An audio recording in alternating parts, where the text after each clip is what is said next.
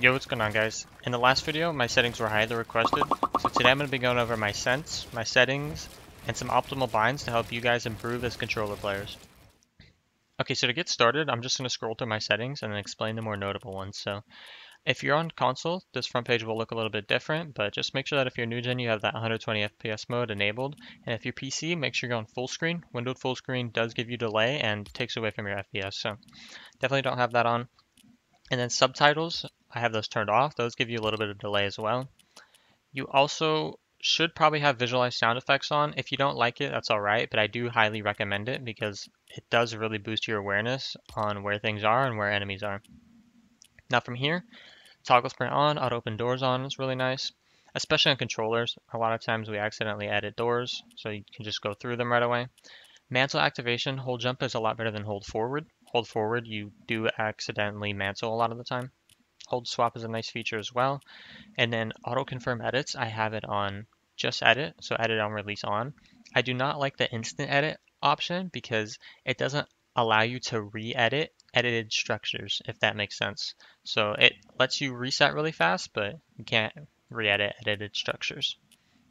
Now, a huge thing I want you guys to take away from this video is that if you didn't know already, these replays give you a crazy amount of delay.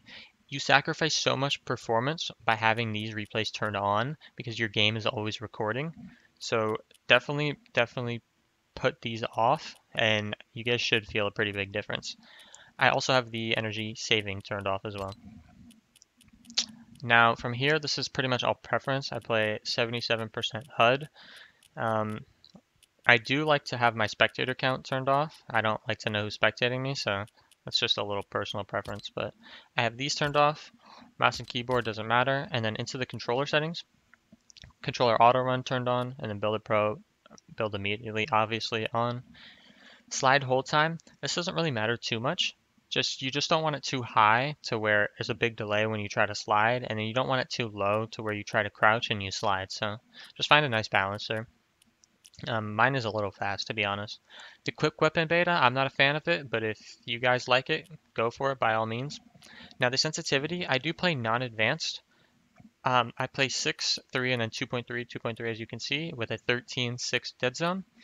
And then the foot controller is turned off. Now to explain the advanced options, or the non-advanced options, sorry, a little bit further, just in case for those who don't know. It's basically like another option instead of linear and expo. See, if I were to turn these on, these are the settings that most people are used to seeing, is these linear or exponential.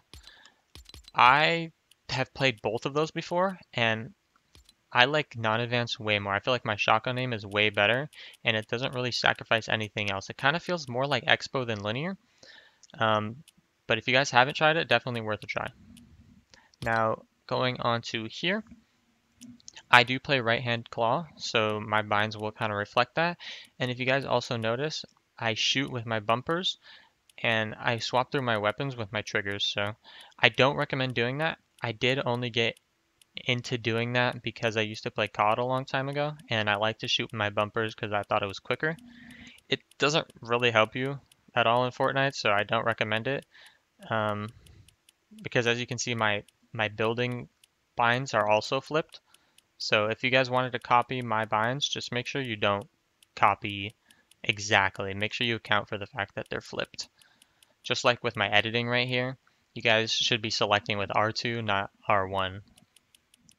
Now, as much as I would love to get into all the combinations of binds and what's best for each type of player, this would be a very long and boring video if I did that. So instead, what I'm going to do is I'll look at all the questions that you guys leave in the comments, and I'll do my very best to respond to each and every single one of them.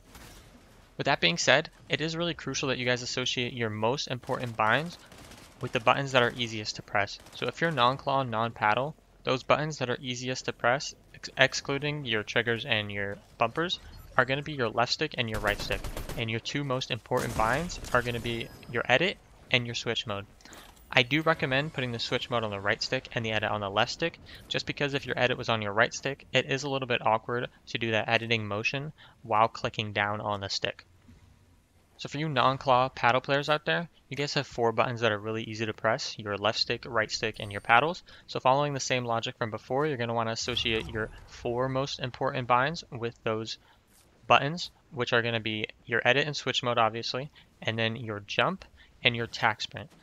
Now, before tack sprinting was added to the game, the sprint would not have made it as the top 4 important binds. However, it's become a core mechanic in the game recently, especially with the decreased movement speed in Chapter 5.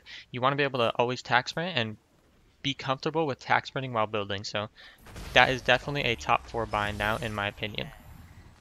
That's it for this video. For the sake of time, I couldn't go more in depth, but like I said before, I'll do my best to answer any questions you guys may have in the comments. Peace!